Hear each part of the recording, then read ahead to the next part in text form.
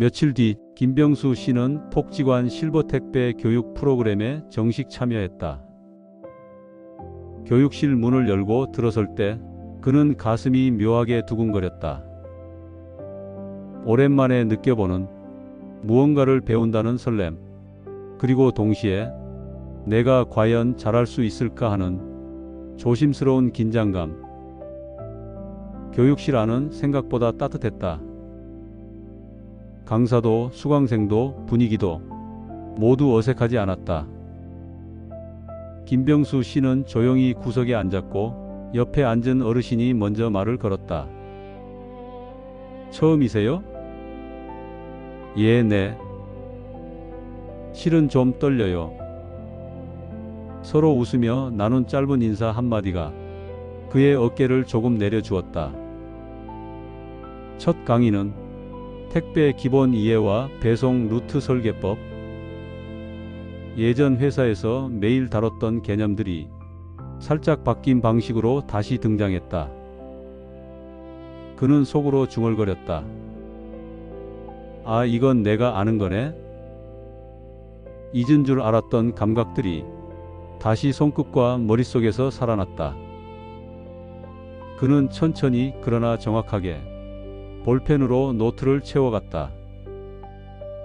오랜만에 손으로 뭔가 써보니 내가 아직 괜찮은 사람이란 생각이 들더라고요. 종이컵에 커피를 따라 마시며 수강생들끼리 서로의 사연을 이야기한다. 쉬는 시간, 김병수 씨는 옆자리 어르신과 함께 커피를 나눴다. 전 전기공이었어요. 35년 했죠. 와, 그럼 손기술 좋으시겠네요. 부장님 출신이면 현장 정리 뚝딱 하시겠는데요. 처음 본 사람들이었지만 그는 오래전 동료들과 다시 마주한 듯한 낯익은 공기를 느꼈다. 그 순간 그는 깨달았다.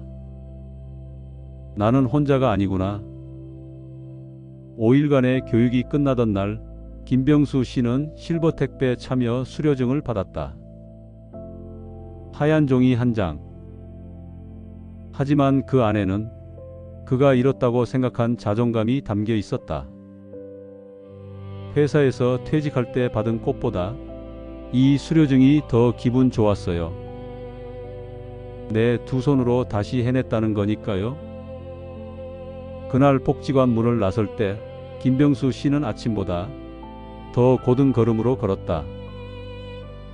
길가에 피어있는 겨울 햇살이 그를 조금 더 환하게 비춰주었다. 그는 이제 다시 일할 준비가 되어 있었다.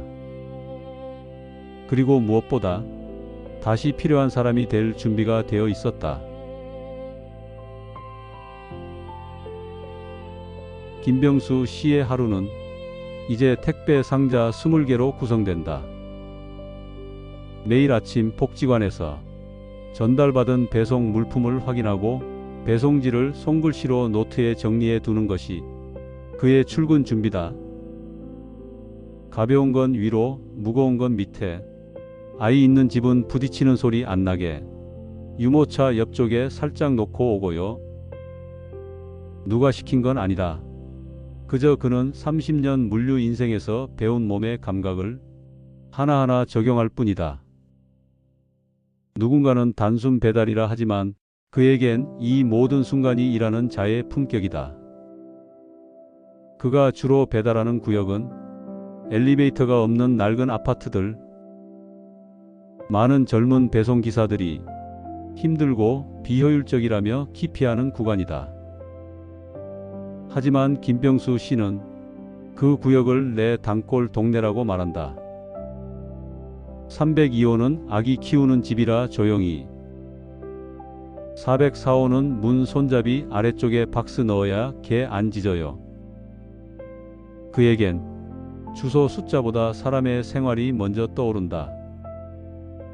어느 날은 박스를 전해주자마자 한 아주머니가 우유 한 팩을 건넸다. 이 날씨에 고생 많으세요. 젊은 사람보다 더 꼼꼼하시더라고요. 그 말에 김병수 씨는 조용히 웃었다.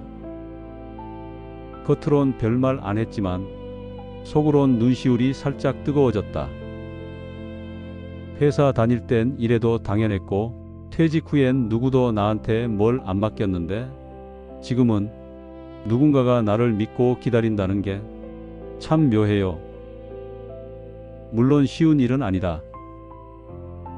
겨울엔 손이 시리고 여름엔 땀이 줄줄 흐른다. 무릎도 가끔 시큰거리지만 그는 멈추지 않는다. 그에겐 이 일이 단지 택배 배달이 아니다. 이건 누군가의 하루를 완성시켜주는 일, 그리고 내가 여전히 쓸모 있는 사람이라는 증명이다. 하루에 20개 남짓, 어떤 날은 18개, 어떤 날은 23개. 작은 박스, 얇은 봉투, 간식 세트, 아이책. 그 속엔 고객의 삶, 그리고 이제는 김병수 씨의 삶도 함께 담겨 있다. 난 지금도 출근해서 누군가의 하루를 손에 들고 문 앞까지 가져다 주는 사람이에요. 나한테 이 상자들은 그날그날의 자존심이에요. 김병수 씨는 이 동네에서 김 기사님 혹은 우리 택배 아저씨로 불린다.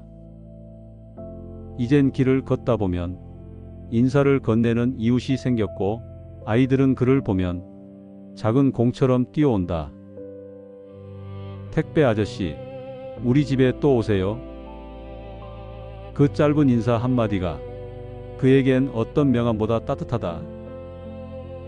처음에는 그저 조용히 물건만 놓고 돌아오던 일이었다. 하지만 어느 순간부터 사람들이 그를 기억하기 시작했다.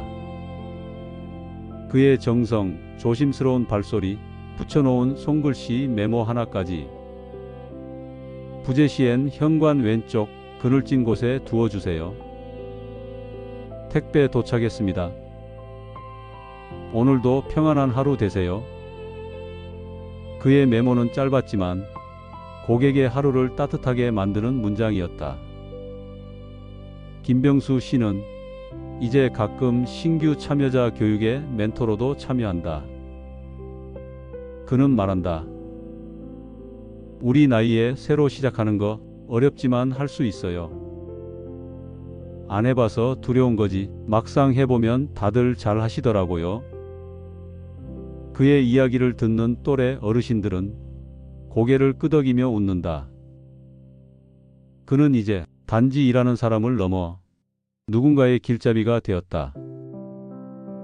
어느 날 302호 꼬마 아이가 종이약을 하나 접어주었다. 고마워요, 택배 아저씨. 그 한마디가 그에겐 지난 몇 달의 모든 수고를 한순간에 보상해주는 말이었다. 예전엔 늘 결과로 평가받았죠. 하지만 지금은 그냥 내가 존재하는 것만으로도 누군가에게 의미가 된다는 걸 알았어요. 그는 이 일을 하며 다시 느끼게 됐다. 내가 필요한 사람이구나. 내가 있어야 돌아가는 일이 있구나. 세상은 그를 오래전 놓았지만 그는 다시 자신의 자리를 찾아내고 있었다. 누군가는 하루에 수십 개의 상자를 나르지만 김병수 씨는 그 안에 다시 살아난 자신을 함께 담고 있다. 그는 지금 단순한 노동자가 아니라 누군가의 하루를 지탱해주는 사람이다. 저녁 6시 20분. 오늘 배송할 마지막 박스 하나가 김병수 씨의 등에 가만히 얹혀 있다. 계단은 여전히 가파르다. 무릎이 약간 시큰거리지만 그는 한 칸씩 천천히 정확하게 올라간다. 누군가에겐 그저 낡은 계단. 하지만 그에게 이 계단은 매일 오르는 삶의 무대다. 그는 하루가 끝나면 배달 수첩을 정리하고 작은 메모지에 내일의 일정 몇 줄을 적는다. 그 종이 안엔 작지만 질서 있는 삶이 담겨 있다. 그리고 그 질서 안에서 그는 다시 자신의 이름을 붙잡는다. 천천히 이마에 흐른 땀을 닦는다. 옆에 놓인 수료증 액자와 실버 택배 조끼. 집으로 돌아오면 작은 휴식을 취한다. 별다를 것 없는 하루지만 그 속엔 오늘도 무너지지 않은 나가 있다. 오늘도 나는 누군가에게 필요한 하루를 살았다. 그리고 또 하루가 시작된다. 그는 일어나 옷을 고른다. 작업조끼는 꼭 다림질에 둔다. 조심스레 신발을 신고 배송용 수첩을 주머니에 넣는다. 나는 내일도 출근합니다. 이 계단을 오르는 일이 내 삶을 지켜주는 일이니까요. 김병수 씨는 알고 있다. 누가 보기엔 작고 평범한 삶일지 몰라도 그에게 이 길은 하루를 살아가는 이유이고 존엄을 지키는 방식이라는 걸. 세상은 여전히 빠르게 돌아간다. 젊고 강한 사람들이 속도를 이끌어간다. 하지만 그 틈에서 천천히 묵묵히 자신의 속도로 걸어가는 사람들도 있다. 그는 그 중 한 사람이다. 세상이 말하는 쉴 나이에 그는 다시 일터로 향했다.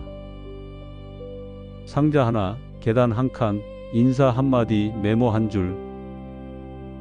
그 안에서 그는 다시 사람과 닿고 다시 김병수라는 이름으로 살아간다. 그리고 내일도 그는 그 계단을 오른다.